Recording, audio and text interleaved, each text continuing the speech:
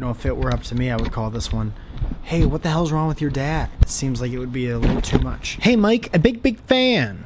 A big thanks to you. So I recently decided to go out on a limb and take on a huge project of designing and building a tiny house. How tiny are we talking about? Like for a gerbils? It will be both where my girlfriend and I plan to live once we graduate from the Robert Morris University. Don't know him, but good luck at his school. And will also serve as my honors thesis project.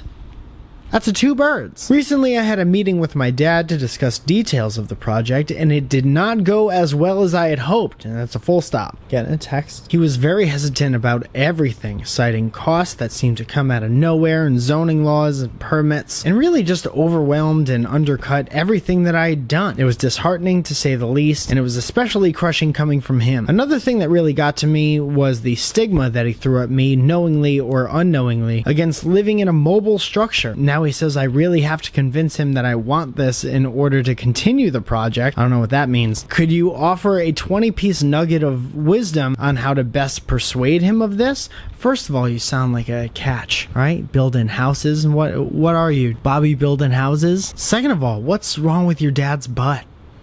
Are there bugs in it? Let's look at this logically. You gotta graduate, and in order to do that, you gotta pass this honors thesis time. You also need a place to live after you do that, so building a house seems to solve both problems. I could be wrong, but I don't think that I am. To be fair, I normally don't think I'm wrong when I am, but I got a really good feeling about this one. You build a house, you pass the class, you have Christmas at the house.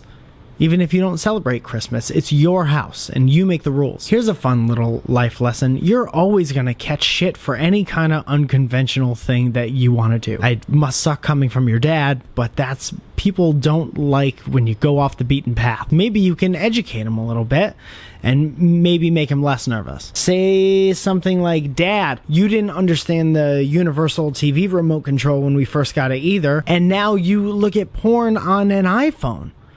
All right, we wish you wouldn't do it at the dinner table, but we're all really proud of you, and I think I've made my point." I assume that he's acting like this because he doesn't understand. If he's like a mobile home project manager or something like that, I think you should listen to what he's saying.